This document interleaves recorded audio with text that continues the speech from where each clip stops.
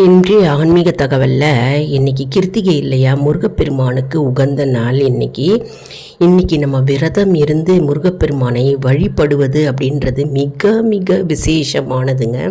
இன்றைக்கி பலன்கள் அப்படின்னு பார்த்தோம்னா, அப்படி விரதம் இருக்க முடியல அப்படின்னா முருகப்பெருமானுக்கு விளக்கு ஏற்றி நம்ம கோவிலில் பகவானை முருகனை தரிசனம் செஞ்சு நம்ம வலம் வர வேண்டும். அதாவது 6 முறை பிரதட்சணம் செஞ்சுட்டு பிரகாரத்தை நம்ம நெய் தீபமோ அல்லது நல்ல நெய் தீபமோ ஏற்றி வந்துட்டே இருக்கணும். அதாவது ஒவ்வொரு கிருத்திகையும் நம்ம செஞ்சுட்டே வந்தால் நம்முடைய வீட்டில் இருக்கும் அனைத்து துன்பங்களும் நீங்கும் மற்றும் தடைப்பட்ட காரியங்கள் எதுவாக இருந்தாலும் அது நிவர்த்தியாகும். மேலும் சில பேருக்கு பயந்த குணமாக இருப்பாங்க. எதிலும் பயம், எப்பவும் பயம் மற்றும் எதிர்மறை எண்ணங்களாகவே இருப்பாங்க. எப்பவுமே எதிர்மறை சிந்தனைகள், எதிர்மறை எண்ணங்கள் இருக்கின்ற நபர்களுக்கு அப்படியே எல்லாம் நீங்கி அவர்களுக்கு தைரியமும் தன்னம்பிக்கையும் பிறக்கும். மற்றும் வீட்டில் சுப நிகழ்ச்சிகள் நடைபெறும் மற்றும் மங்களம் உண்டாகும் மற்றும் வாழ்க்கையில் செல்வம் பெருகும்.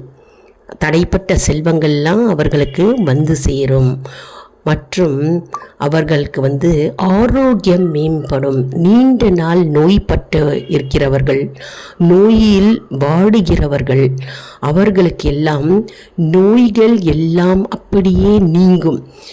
அதாவது முருகப்பெருமானை நினைத்து நம்ம இன்னைக்கு விரதம் இருக்கிறவர்கள் விரதம் இருக்கலாம். அப்படி விரதம் இருக்க முடியவில்லை அப்படின்றவங்க நம்ம முருகப்பெருமானை கோவிலில் போய் தரிசனம் செய்யலாம். அப்படி இல்லைன்னா வீட்டில் செவ்வரளி பூக்களால் அலங்காரம் செஞ்சு நம்ம ஓம் சரவணபவ, ஓம் முருகா போற்றி அப்படி சொன்னாலே போதுங்க. அப்புறம் கந்தசஷ்டி கவசம் கண்டிப்பாக படிக்கணுங்க. தினம்தோறுமே நீங்கள் கந்தசஷ்டி கவசம் படிக்க உங்களுடைய துன்பங்கள் தானாகவே விலகும். தடை எதுவாக இருந்தாலும் விலகும்.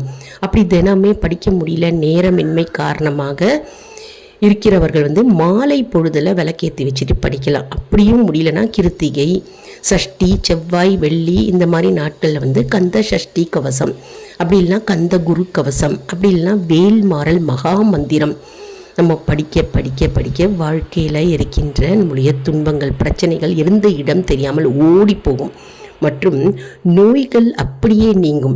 திருப்புகழ் தெரிந்தவர்கள் திருப்புகழ் படிக்கலாம். இன்னைக்கு மிகவும் அற்புதமான நாள். கண்டிப்பாக கோவிலுக்கு சென்று முருகப்பெருமானை நம்ம தரிசனம் செய்யணுங்க. பிரசாதம் செய்யலாம். லைக் பண்ணுங்க, ஷேர்